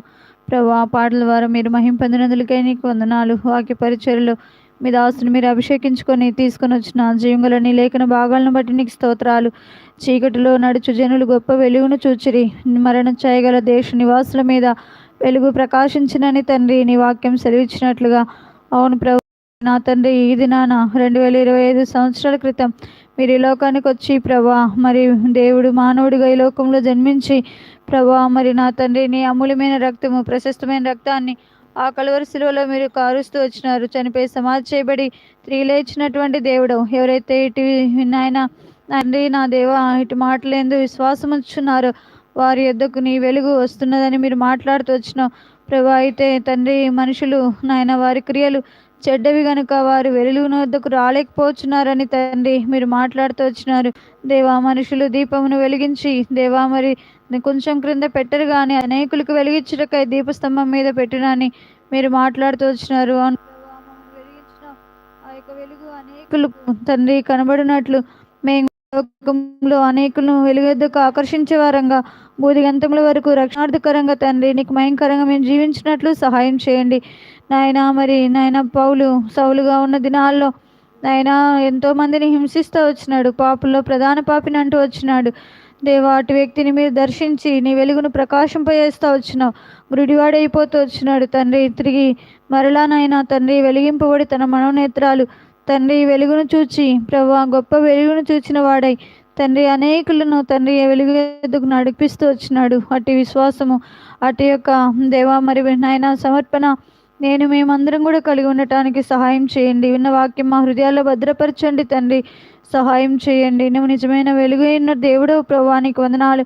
ఇంకా ఎవరైతే చీకట్లో అంధకారంలో ఉన్నారో, రక్షణ లేని వారుగా ఉన్నారో ప్రభా, అటువంటి వారు కూడా రక్షణ పొంది ఇటు గొప్ప వెలుగు ఎద్దుకు రాగలటకు సహాయం చేయండి. యేసు ప్రభును సొంత రక్షకునిగా వారి హృదయాల్లో దేవా అంగీకరించినట్లు మీరే సహాయం చేయమని ప్రార్థన చేస్తున్నాను. కృప దయచేయండి. ఆంటీ కొరకు ప్రార్థన చేస్తున్నాను తండ్రి. ఆంటీకి మంచి ఆరోగ్యం దయచేయండి. ఆయన రక్షింపబడి బాప్తిసంలో సాక్ష్యమేయటానికి కృపనిచ్చినావు.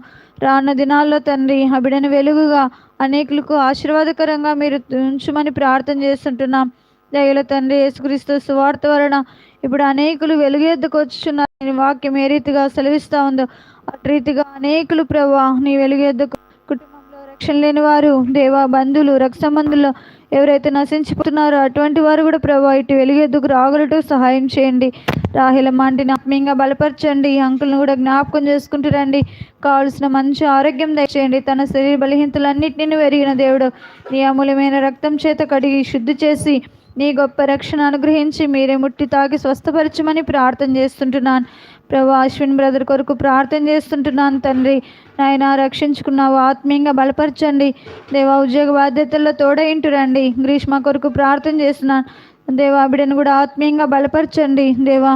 చిన్న బిడ్డలు ఇద్దరికీ కావాల్సిన మంచి ఆరోగ్యాలు దయచేయండి. ఇటు రీతిగా వారి బంధువులు, రక్తసంబంధులు అందరినీ, గ్రామస్తులు, చేరి వచ్చిన మా ప్రియులు పెరియలు సంఘంగా కూడి ఇక్కడ నీ సన్నిధిలో ప్రభా ఈ రీతిగా కూడిక కలిగి ఉండటానికి మీరు చూపించిన కృపను బట్టి వందనాలు. చేయబడిన పరిచయను ముద్రించండి. వచ్చిన బిడ్డలను కూడా దీవించి ఆశీర్వదించమని యేసు నామములో ప్రార్థిస్తున్నాం తండ్రి. ఆమేన్.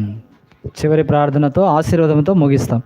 ప్రేమ నమ్మకం గల పరలోక తండ్రి, పరిశుద్ధుడైన మా దేవ, జీవం గల మా ప్రభువా, నిన్న నేడు నిరంతరం ఏకరీతిగా ఉన్న మా దేవ, మీకు వందనములు చెల్లిస్తున్నాం. ఈ రాత్రికాల సమయంలో మా ప్రియ సహోదరి రాహేలక్కను బట్టి మీకు వందనాలు. దయగల తండ్రి, మరి వారి కుటుంబంలో మీరు జరిగించినటువంటి గొప్ప కార్యాన్ని బట్టి స్తోత్రాలు. మరి ఈ దినము ఈ కూడిక ఏర్పాటు చేయడానికి సహాయం చేస్తూ వచ్చారు, మీకు వందనాలు. రాహేలక్కను కూడా రక్షించుకున్నారు, బాప్తిసంలో కూడా సాక్ష్యం ఇవ్వడానికి సహాయం చేస్తూ వచ్చారు, మీకు వందనాలు. దయగల తండ్రి, కృపగల దేవ, నాయన నేను లోకమునకు వెలుగునై ఉన్నానని మీరు సెలవిచ్చినటువంటి దేవుడు తండ్రి. మీరు మనుషులందరినీ వెలిగిస్తున్నటువంటి దేవుడు.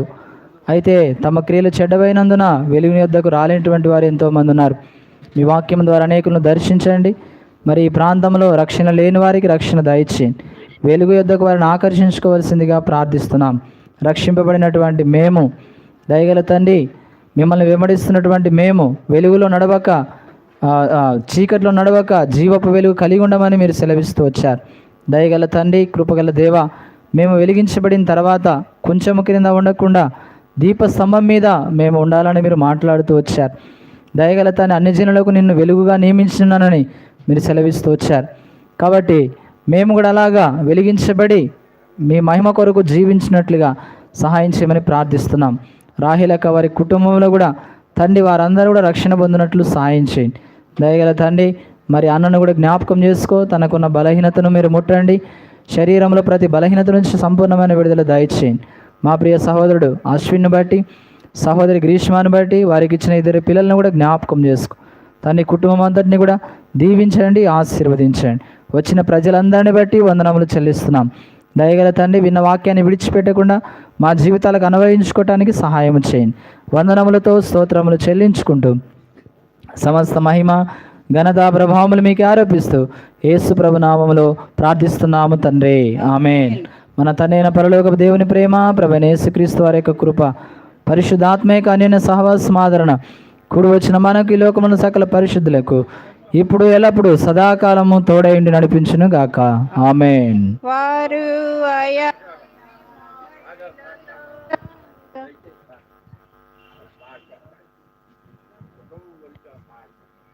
చెప్తారా? మైక్లో చెప్తారా?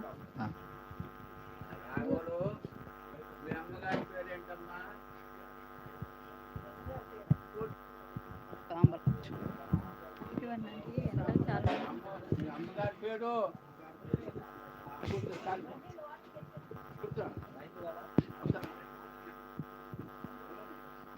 వాళ్ళ అమ్మ కామరాజు వద్దమ్మా.